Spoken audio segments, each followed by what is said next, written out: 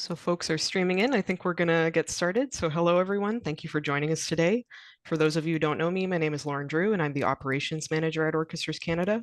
Before I begin, I'd like to point out that Orchestras Canada is a virtual organization. So that means that we work from wherever we live. My office is in Tiohtià:ke, Montreal, on the traditional lands of the Kanien'kehá:ka of the Haudenosaunee Confederacy.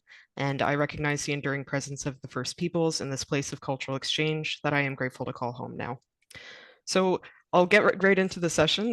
When Rich approached Orchestras Canada in the hope of applying for a grant for the first version of the Canadian Orchestra Repertoire Report, we were very enthusiastic about the idea, very excited, and we were very pleased to learn that he had secured funding. So at our national conference, Rich presented the report, and it was very powerful and eye-opening. This second edition of the Canadian Orchestra Repertoire Report is a valuable collaboration with the National Arts Centre and BIPOC Voices under Rich's direction. So I won't say much more since Rich is with us today. I'll hand it over to him to do the rest of today's presentation. Over to you, Rich. All right, well, welcome everybody. Thank you so much for being with us here. I'll actually just take a second and start sharing the presentation here. Thank you so much for being with us. If you have seen the first version of this presentation, what we published last year, or read the report, then you'll already be familiar with the format of this, but there are some interesting changes some things that we've added this year, and I'm happy and looking forward to sharing those with you. Before we begin, for those of you who may not know me, my name is Rich Coburn. I'm the founder of BIPOC Voices, which is an organization which aims to reduce barriers to diverse programming in the classical arena, so in mostly focusing on opera and also on orchestras. And I'm also, as of October, the Senior Manager of Community Partnerships and Repertoire Diversity at the National Arts Centre Orchestra. So this work has been a collaboration between the National Arts Centre Orchestra and BIPOC Voices and, of course, Orchestras Canada. But even though the sort of framing is a little bit different this year, the research team was essentially unchanged. The methodology was essentially unchanged, besides for a few things that we're going to go over. And you'll see that this is going to be very similar in a lot of ways to what you may be familiar with from last year. So we are going to talk about 4 areas today. We're going to start by speaking about all equity-seeking composers. And when I say equity-seeking composers, in this case, we're measuring only gender, so female and non-binary composers. And when I say non-binary, I mean all composers who identify outside of a binary of male and female, and they may use different terms to define their gender, but that's, we sort of, for the sake of statistics, we're putting those things together. So that's one group, is female and non-binary composers, and the other group that we're looking at is IBPOC composers, Indigenous, Black, and people of color. And of course, there are many other dimensions across which people could be equity seeking, or of course, which people are equity seeking. And we recognize that this is a sort of surface level report in that way, but it's sort of the way that we've been able to do the work so far. Before I get in any further, I wanted to encourage people to ask questions in the chat as we go along. If there are specific things that come up that perhaps I'm not being clear about, or you just like more detail, we can of course ask questions at the end, but I'm very open to people asking questions in the middle of the presentation also, and I will try to deal with things as I become aware of them. And the last thing I think before we jump into the data is I would just like to explain how this report will be different from what you may have seen last year. So after we published last year's report, we got together with administrators from, I don't remember exactly how many now, but maybe 15 different orchestras across the country. And we asked them what they liked. We asked them what was valuable to them. We asked them how we could improve. And so this report is trying to reflect that. We did a lot of analyses across a lot of dimensions last year, and a lot of that stuff nobody mentioned once in all of the 3 consultations that we had. But there were sort of 2 things that came up. One was the high level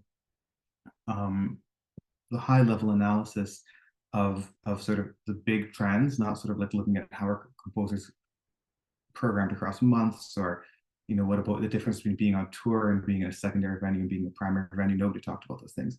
But the other thing that people talked about a lot was what last year had been our Appendix 1, which was a list of all of the repertoire by equity-seeking composers that we found in our study. And many times, as a matter of fact, on each of the 3 Zoom calls that we had, multiple people said, this is great, but it would be even better if we had instrumentation so that we could actually go and program it. So that's what we've done this year. We have spent way less time looking at all the different ways of slicing and dicing the data and just presented the high level data. And then we've spent a lot more time building a tool that can be used to program. So it has not only all of the repertoire from this season that we studied by equity-seeking composers, but it has instrumentation for as many of those pieces we were able to find. And you can then filter this across a variety of parameters. And I'll show you how this all works later in the report. So let's dive right into it now. I think that's plenty of preamble. Let's take a look first at this is one of the things, this is the only slide which is not part of the actual report, but this is one of the things that I want to share with everybody. There were 19 organizations who submitted their data directly to us. So that was sometimes an OPAS report, in a spreadsheet format, or sometimes a Word document, or any way that you kept track of your data. And what we wanted to do to encourage people to do that is to offer those people who submitted their data directly to us a customized report of how their orchestra stands up to the trends. So this is an example of that. We haven't shared which orchestra this is, but for all of you who have shared your data, you will be getting shortly a customized report, and it will look like this. And if you did not submit your data to the report this year, but would be interested in seeing how your organization matches up with or exceeds the, I should say that the trends in the industry right now, then we would welcome you to submit your data next year, and you will be able to get one of these reports too. Okay, so now we're going to start by looking at all equity-seeking composers. So again, this is women, non-binary composers, and IBPOC composers. So you can see, first of all, from this graph that the trend has continued to rise from the left in the 1920 season up to the right in the green with the 23-24 season. There has continued to be an increase in the diversity of our programs. A couple of things about the presentation that you'll see that are consistent across all of the graphs and which are different from last year. You'll notice there's a gap between the 1920 and the 21-22 seasons. And we've done this because we didn't measure the 2021 season for obvious reasons. And we think that it sort of makes the data a little bit more easy to visualize. And then on the right-hand side, there's this gray bar. And we have included these benchmarks this year so we can have, so benchmarks are challenging because there are different reasonable benchmarks you could use. But in most cases, this is demographic data. So in Canada, 68.6% of the population would fit under this categorization of equity seeking. That means 68.6% of the population is female, non-binary, or IBPOC. And so it gives us a context to look at these numbers. And now I want to emphasize this is not the only reasonable context in which to look at these numbers. And we're going to speak towards the end of this about how we might think about what some other benchmarks may be.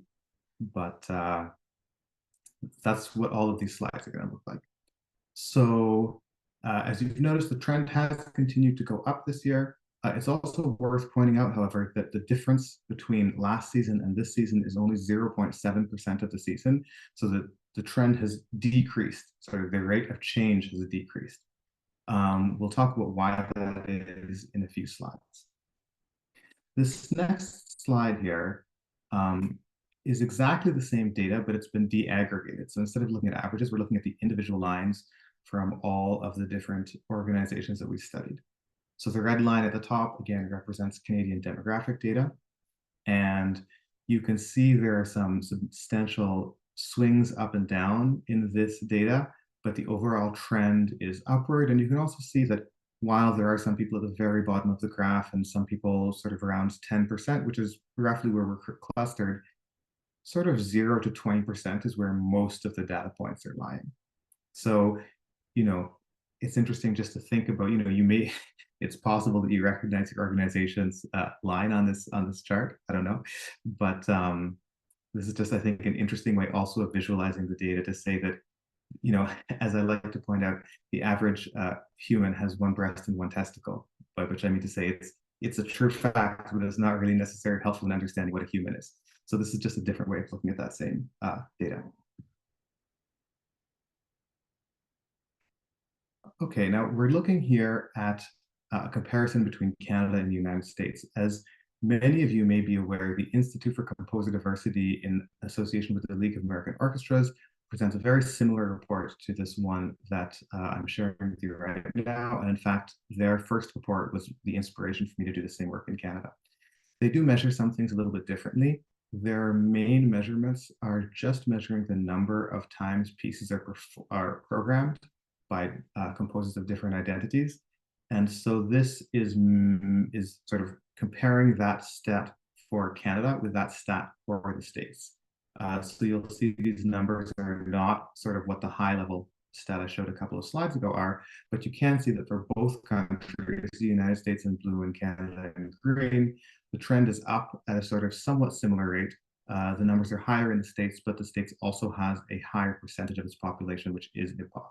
So I just thought it's interesting to look at these data points. And it also means that if you're interested in really diving deep into the data, you can go and look at that report from the Institute of Composer Diversity, and they now have 2 years, just like we have in Canada, of that data. And you can dive into some of the numbers in more detail, understanding that even though the numbers may be different, the trends are likely to be reasonably similar. So now we've spoken about, I see there's one question in the chat, let's see. Oh, great, thank you, Lauren. So we've spoken about equity-seeking composers here. And now we're going to break this down into, first of all, female non-binary composers, and after that, BIPOC composers. So female and non-binary composers first. This is the percentage of the season, which was written by female and non-binary composers for the last, well, for 4 of the last 5 seasons, I should say. And you can see on the right-hand side that 50.08% of the population in the 2021 survey responded as female or non-binary. Sort of interesting note about this, that was the first, it was the first census in Canada. And I have in my head, this may not be true, but I have in my head that it may be the first national census in the world to allow people to identify as non-binary. There were some really interesting trends in that data in the 2021 census. For example, millennials and younger generations were 7 times more likely to identify as non-binary than older generations, Gen X and older generations. And so we can expect that as we move forward into the next census and the one after that, as they refine their technique, I spoke with some non-binary people who were not certain or not thrilled with the way that some of the elements of that particular census question worked. That as this continues to evolve, I think it's reasonable to expect that the percentage of people who consider themselves non-binary in this survey, in this census, will continue to rise. Not maybe dramatically, but to at least some degree. So this data is taking into consideration both how many times pieces were played, which means if it was programmed, how many times that program was performed, and then the length of the piece of music. We're now going to remove the element of the length of the piece of music. So you can see that on this chart, the numbers are all a little bit higher. Here's taking everything into consideration. In 2023-24, we have 7.7% of the population, or excuse me, of the music is by women and non-binary composers. And if we ignore the length of the music, we see that it's 13.7, or sort of getting into the ballpark of twice as long. So again, we can see that the trend is generally positive. It's still the same 50.8% of the population, which is female or non-binary. These numbers look a little bit more positive, and this is what we were looking at, the type of numbers we were looking at when we were comparing the Canadian data to the American data. If we move to the next slide here, this slide shows the length of the average work by a woman or non-binary composer compared to the length of the average work by a male composer. So on the right-hand bar, we have a male composer, and we see that about, on average here, 55, or a piece by a woman or non-binary composer is about 55% as long, averaged across these 4 seasons, as it would have been if it had been written by a man. And this, this season is the first year that that number has actually taken a significant or a really noticeable hit. If we go and look at the same numbers for IBPOC composers, we're going to see that 35% of the Canadian population is IBPOC. If you actually look at the census, the terms that they use will be Indigenous and visible minorities, which are 2 separate categories. So if you do ever go looking into this data, you have to actually add up both those categories to get the correct number. Statistics Canada projects this number to reach about 50% of the population in 2041, 2042, somewhere in that region. So, this is interesting to think about when we think, I think I probably mentioned this last year, but if we're thinking about programming 2 or 3 seasons out, that means in maybe 13, 14 years, we're thinking about programming a season for a population which is half IBPOC. So it's interesting to think about where we are here. We notice that we have actually a very minor regression in this metric this year. But so there's obviously not major growth. If we move on to look at the number of times that pieces were programmed, you see that this is actually a positive trend which continues, and it's very consistent and steady growth. So again, this is the same type of numbers we were looking at when we were comparing the Canada and the American data. And if we look at the lengths of the pieces of music, you see again that we are sort of in that 50-55% range, and that the number has taken a drop off this year. So both equity-seeking groups that we're looking at have had I can say this more clearly, the pieces that we've programmed by both of the equity-seeking groups that we're looking at this year have been shorter relative to pieces by the non-equity-seeking groups than they have in previous seasons. And this is the main reason that even though we've continued to see growth, the overall equity-seeking, the rate of works by equity-seeking composer grew from 10.1 to 10.8% from last season to this season. So even though we have continued to see growth, it's been a pretty modest amount of growth. And I think it's also very interesting. I don't know necessarily what it means or what it says. I think it's very interesting that both groups have a very, very similar, just say, well, the pieces of both groups are shorter by a very similar amount. I don't know if we looked at other dimensions of equity-seeking composers if we would find something similar, but I do find that's a very interesting piece. And so in terms of just looking at the data, we decided this year that this was sort of as deep as we wanted to go, because I think that realistically speaking, in the conversations I've had, this is enough data to understand where we are as an industry. And we can do a whole pile of fancy analyses, but this is enough for us to understand the trajectory we're on and the challenges we face. And I would remind you again of that second graph I showed, was a really, really messy one that had all of the de-aggregated data and the lines in every different place for the orchestra. So it's, I suspect that the people who are on this call, you tend to be probably in orchestras that are somewhat ahead of this trend, though I'm sure that probably not all of you are. But so I think these are really interesting things to keep in mind. So, Lauren, please, yes. Yeah, Rich, we just got a question in the chat, so I'll read it out to you. So the person in the chat is wondering if the programming of female, non-binary, and BIPOC composers is largely driven by commissioning of new works, and maybe the drop-off in 23-24 is driven by a drop-off of commissioning of new works by orchestras. So what's your thoughts on that? That is a very good question, and I don't have data on that. It's I think an excellent question. One of the things that you'll notice is conspicuously absent in this report is a consideration of living composers versus not living composers, and there was a very deliberate reason for that choice. It's not because it's not valid, and I do think it's very interesting, and you can find the data on the first 3 seasons we studied for that in the previous year's report, and you can also find data in the Institute for Composer Diversity's report on American orchestras. So there is definitely data available. But we tried to have a somewhat different framing this year. And so the reason that we've included all of these points of reference, these gray bars on the right of the graph this year, is that I think there are, well, there are more than two, but there are at least two really important um, sort of views of views through which we should look at this work, I should say. Hang on, just before I get off track, I just want to say the fact that tend to be shorter than part of it.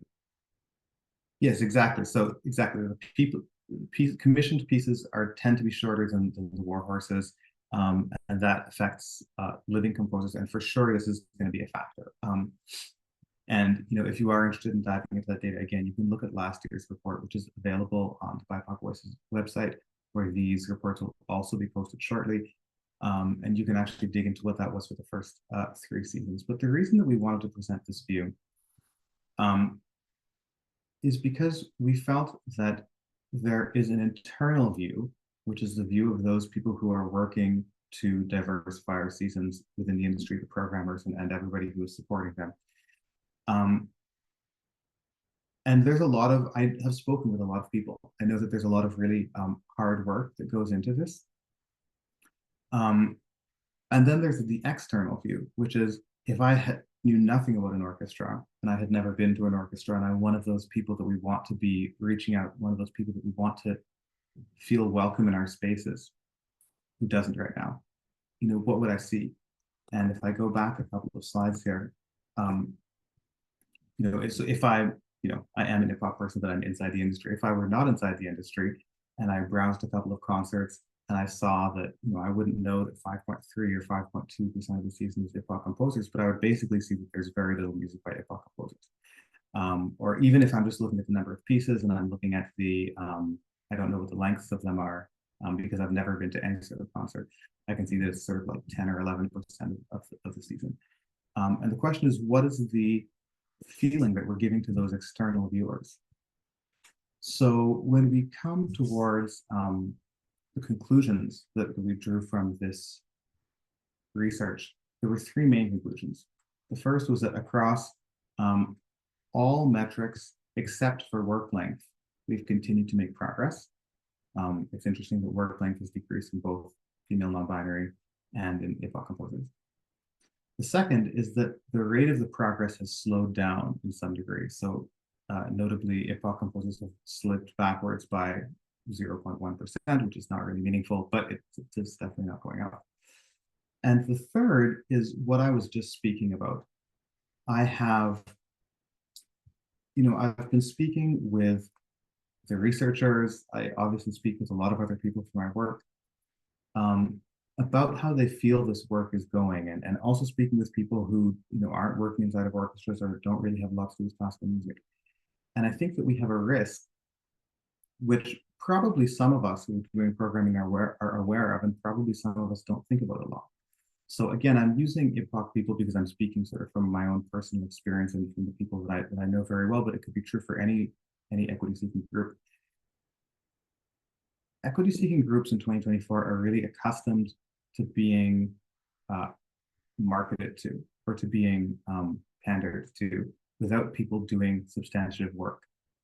And I'm being very clear here that I'm not saying that people aren't doing really hard and really good work, and that people don't have their hearts in the right places and aren't dedicating effort to this. But I'm talking about how people might feel outside of the industry. And I'm sure that you've all seen pictures of companies where there are 3 people of color, in the 50 people in the picture, and all 3 are in the front row. And maybe you haven't sort of clocked that, but people of color clock that all the time. And when we have reports and marketing and conversations which talk a lot about the diversity of our season, and then people show up to our concerts and they don't see that diversity, or they browse our program and they don't see that diversity, then I think there's a real risk and a real feeling among people that I've spoken to that the work may be happening, but it's not happening fast enough for people to be interested. So that's sort of the last high-level idea that I want people to take from this work. As we think about how we want to move forward, as we think about where we want to be in 10 years, when maybe, 45 or something like that percent of the population is BIPOC. I would really encourage people to think about how much progress we think we want to achieve by that time. And I would encourage people to put it into numbers. So what we talked about metrics at the beginning, the idea here is not that everybody's season has to match with Canadian demographics. It's like one way to do it. Another way could be to try to strike a balance between 0 and the Canadian demographics. That would be sort of a quarter of the season by female non-binary composers.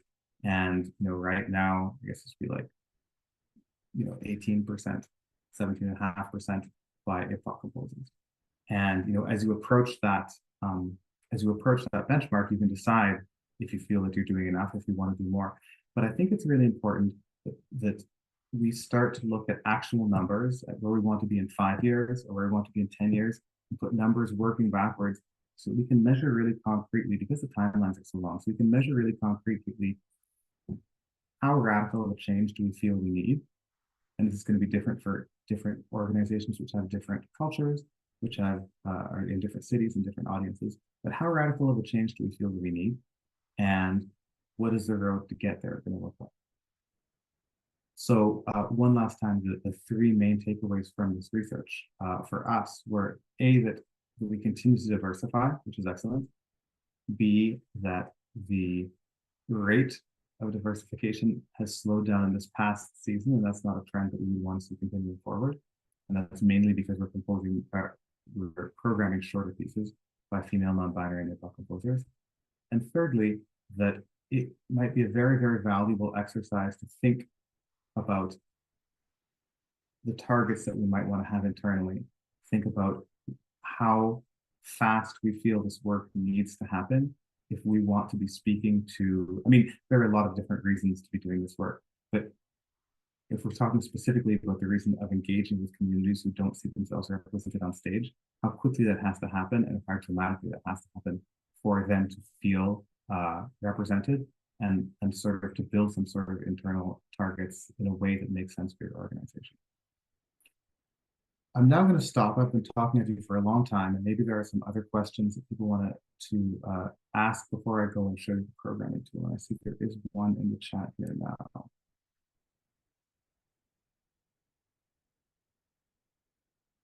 The gender, I'll read this out loud.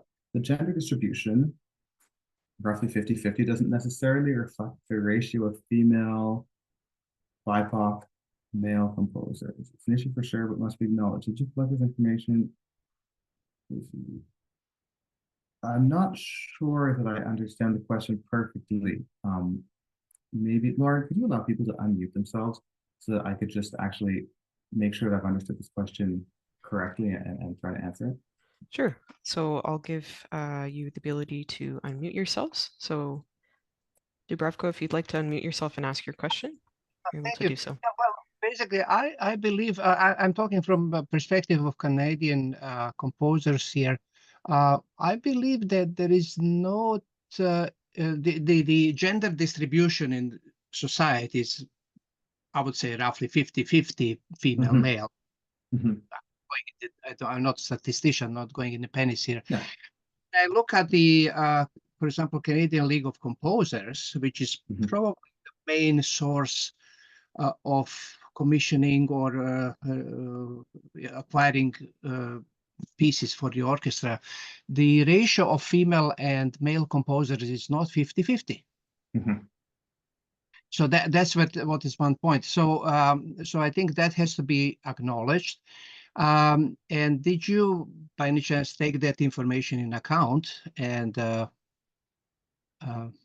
look into that?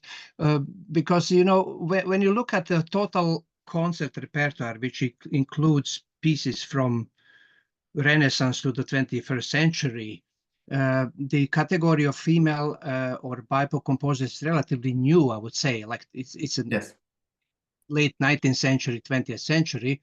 And but the program actually, what we hear is actually reflecting the age from 18th century down. So, to make your study probably more sharp and precise, I would exclude that. You know, in statistics, you usually do exclude the values like highest values and lowest values, or spiking values, so to make your report much smooth. I would suggest maybe that you look at that only, exclude all the dead white people, as they call them, and focus only on contemporary music and see how they match. Yeah, so there is, I mean, it's a good point, and you know, there are many different things that you might want to use as data for, and many different lenses through which you could look at the idea of repertoire diversification. And that's absolutely a valid lens. I think that if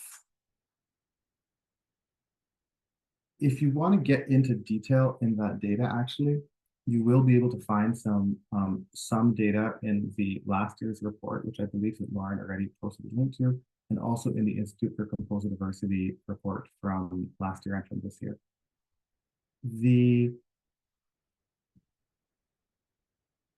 I think that one of the reasons that benchmarks are so challenging is because each organization needs to decide what its identity wants to be, what they want its identity to be, and how it wants to position itself relative to this. So I don't envision a world in which in, you know, 16, 17 years, half of our seasons are to be by BIPOC composers.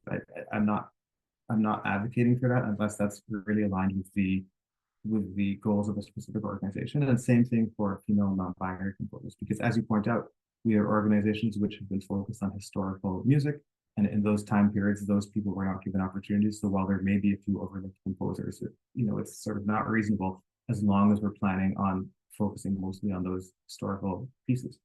And so I think that the question, to me, the way that I would address this question that you're bringing up is by suggesting that each individual programming organization needs to, if they haven't done so already, think about how they want to blend the historical canon with the sort of current 21st century viewpoint of equity and inclusion. And I think that there really are a lot of different reasonable ways to go about that type of work. Yeah, I agree with you. I am part of the board of the directors of one of the contemporary ensembles here in Vancouver, and your first report, like last year, was really inspirational, and we are now collecting our data to see actually how we're doing as organization. Although our program is very limited, like 20th and 21st century, so we kind of in a better position in a way or not. We will see what the report. But I think it's really, it was really inspirational. My suggestion was going just in the direction that maybe you can have some additional controls in that statistical approach you do, which might refine and give additional quality to your report. You know, so maybe just as a suggestion. Sure. Yeah. I mean, thank you for the comment. Thank you. And there's another question that just came up in the chat, Rich. So it's asking, is anyone doing this work for music directors and conductors and/or soloists in Canadian orchestras? Would BIPOC voices consider adding this element to their studies? I mean, this is a great question. It's like a separate question, and it has its own different challenges, but at the end of the day, it's sort of the same question. And the answer is that I'm not aware of anybody doing this, at least definitely not on a national level. And it's something which we have considered in the past. And I think that the work that we end up doing always ends up being a marriage of the resources that we have available and the ambition that we have. So I would love to be able to do that sort of work. I'm not sure if we will include it in future reports or not, but it would be absolutely very interesting to see. And I would also encourage that, you know, we take a lot of care with our data, with understanding how composers view their own identity. And the majority of our data comes from the Institute for Composer Diversity directly, which is self-reported by the composers. and the rest of the data is very carefully researched. And that's because we are presenting this information publicly. I think that it's very okay for organizations to do their own research, whether it's on conductors, music directors, soloists, whatever, and to informally keep their own data if they're not publishing it. By which I mean to say, you can do research, you can take your best guesses at how you think things look, and you're probably going to be wrong some amount of the time, but there's not really a penalty because you're not publicly saying this person is this. You're just saying, we think this is about how we're doing, and we're still able to understand the trends in our organization. So that is something, it takes a little bit of effort, of course, but it is something that I think that organizations are able to do, even understanding that they will make mistakes and that the work will be imperfect. But as long as it's an internal tool, I personally don't see a problem with that. Another question here. We, the CLC, did a community survey in 2022. It was mostly focused on issues of economic, income, working conditions, but we did give participants a chance to self-identify. Approximately 20% ideas as racialized and 5% as indigenous, which I'm assuming is included in the racialized. Yeah, so I mean, this is really interesting because there is this question of, what's the population in the Canadian population, and a concert goer or a potential concert goer may be thinking about that. There's also this question of what is the demographic of the proposers who we have who are writing for orchestra. And the potential concert goer may not think about that. So it's thanks for sharing that data as some context, and it's, I think, very important to know it's not a straightforward issue, and it's finding the ways to match these things up is definitely a challenge. Okay, how do we measure the works, mostly arrangements by pop artists, which most times count several? Yeah, exactly. So how do we measure works that have multiple creators?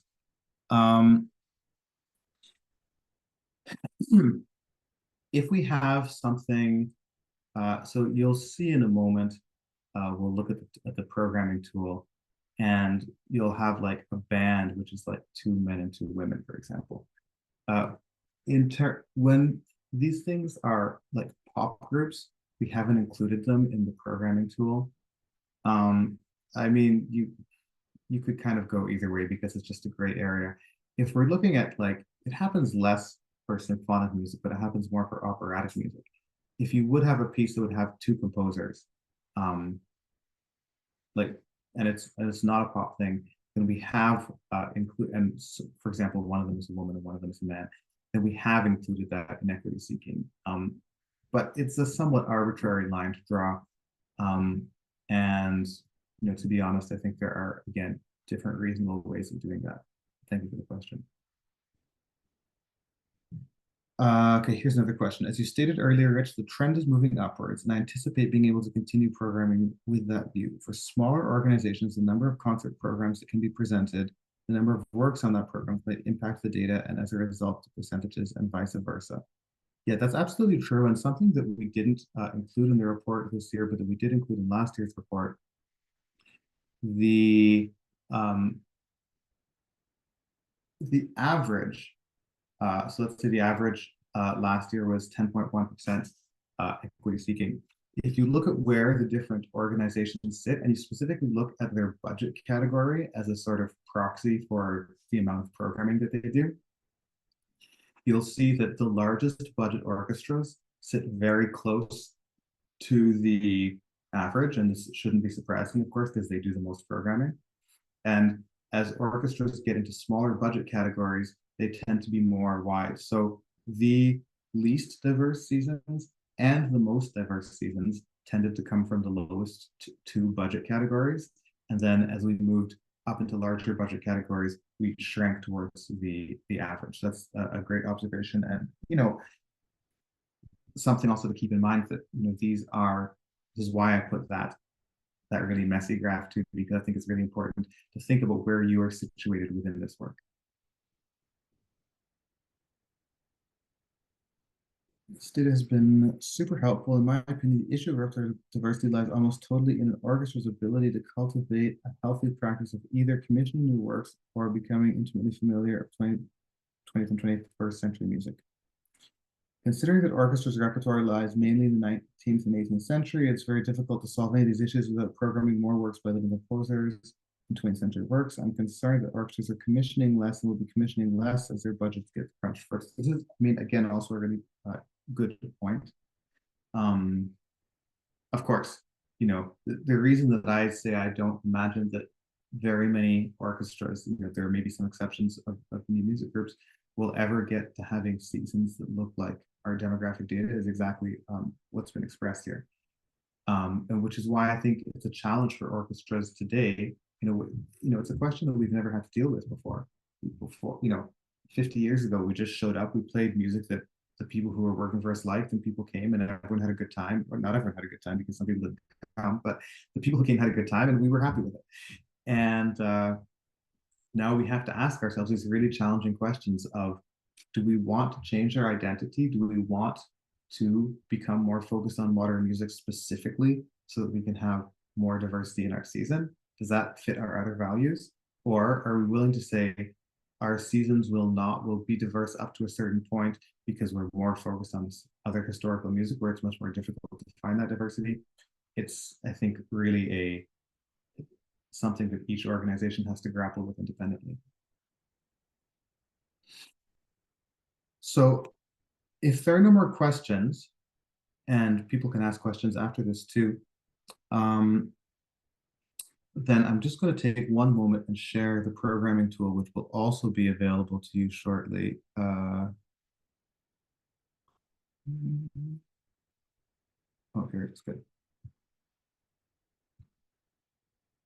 So this is the tool which will be made available to you very shortly, and it's really quite simple. So all of the works that we identified this year that were by a female or an IBPOC composer are on this list. We did not include non-binary composers, unfortunately, and this is the same thing that we did last year, because because of the way that gender politics are playing out in some parts of North America, we didn't want to be in the future in a scenario where people were not in control of how they defined their gender, and we didn't. And so, sort of after lengthy discussion with the researchers, with some other people, we have decided to exclude non-binary composers from this data to prevent a future situation where they may not want to be included. It's like really not a great solution, but unfortunately, that's the decision that we've come up with. So there are basically two areas here. You can include the orchestration that you have available, and you can see how many results are available. So if we make this 2, 2, 2, 2, for example, and we see that the number of results has gone down. They're displayed from longest to shortest. And you can also say whether you want to have both equity-seeking groups, just women, or just IBPOC composers, and it will filter the results accordingly, and then it will give you the instrumentation for these, still sorted by decreasing length. And this is something that we made in consultation with a bunch of you, and thank you all for your input, and that you will have access to very shortly. And since this is the first year we've done this, we'll be very much looking forward to your feedback on how this can be better, and we hope that it's something that's useful for you. It's interesting to me, you know, if we actually, let's put both back here. One of the reasons that I've sorted it this way with the largest and longest works at the top is because you sort of, and this question has already come up, so we have a few large pieces here. Pretty quickly we're down into the 15-minute range and 12-minute range, and we have all these sort of like, goes on and on and on, 5-minute pieces, 4-minute pieces, 4-minute pieces. So this is just a sort of visual representation of what we're talking about, this question of like commissions or works by living composers tend to be shorter. And it's also sort of visualized in that graph that I shared with you earlier. So I think this is really quite straightforward. And if it's not, please ask. I see there's some questions in the chat now, so let me go back to these. I think it's just some exchange about supporting emerging composers and commissioning new works. So I think we're good there. Thank you everybody for your engagement in the chat. If Great. anyone else has a question, you can raise your hand, we can unmute you. But in the meantime, I just wanted to ask you, Rich, if folks are interested in becoming more involved and submitting their data for the report, where's the best place to reach you? The best place to reach me, I'm going to drop in the chat right now. This is my National Arts Center email. I'm happy always to have your feedback, to have your questions. The all of this will be on the BIPOC Voices database shortly, and it can be shared with the people who are on this call also directly, and you'll know when this is available. And it will be available to you shortly. So you won't have to worry about going and looking for it. Great. But thank you so much. But if in doubt, go and check the BIPOC Voices website, which I think, did you already put that in the Yeah, I'll throw it in the chat again shortly. Great, thank you. And yeah, it's great to see the tool that you just showed us with the instrumentation. I remember that was one of the comments that came out of the sessions we had last year. So really appreciate your team responding to that, and very excited about the future of this project. So I'll just do one last call for questions if anybody wants to ask any.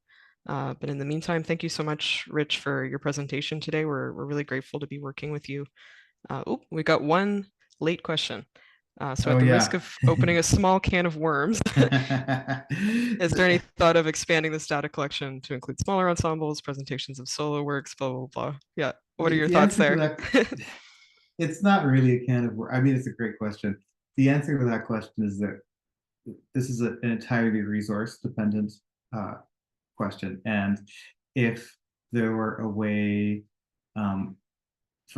basically I'm doing this now, through BIPOC Voices, but also, as sort of like a small part of my job at the National Arts Center. And if there were a way for me to help somebody else, to get the financing to, there are a couple of good, well, at least 3 good suggestions that have come up already today. And I would love to include all of them. And this is really a function of the resources that we have available. So it's a great idea, and if it's at all possible, then I would love to be able to do that in the future. All right, one last question is, when will the 2024 report be released? I think you responded, it's coming soon. We'll keep in touch with folks. Oh yeah, it'll be next week. Next week. Yeah. I mean, so you'll see it next week, absolutely. Yep, and we'll be sure to share with everyone as well. So yeah. Okay. I think those are all of our questions for today, and we've got a French session coming up. So once again, thank you so much, Rich. Really appreciate your work, and be sure to check out more BIPOC Voices and the Institute for Composer Diversity for some of the US studies that have inspired this. And thank you so much to everyone who's attended today and cares about this work. So thanks very much, everybody. The last thing I'll say is thank you all, because I know that I'm sitting here doing, well, actually, I'm not doing this research. The researchers are doing this research, and that's acknowledged in the report that you'll see. But there are so many people I know who I'm having conversations with, and other people who I'm not, who are really taking this work very seriously. And despite the sort of somewhat downer of a conclusion that I was drawing, I want to recognize the hard work of everybody who has been working with me and sort of parallel to me, and everybody else in this community. And thank you for the work that you continue to do. Thank you so much. Take care, everybody. Have a great night.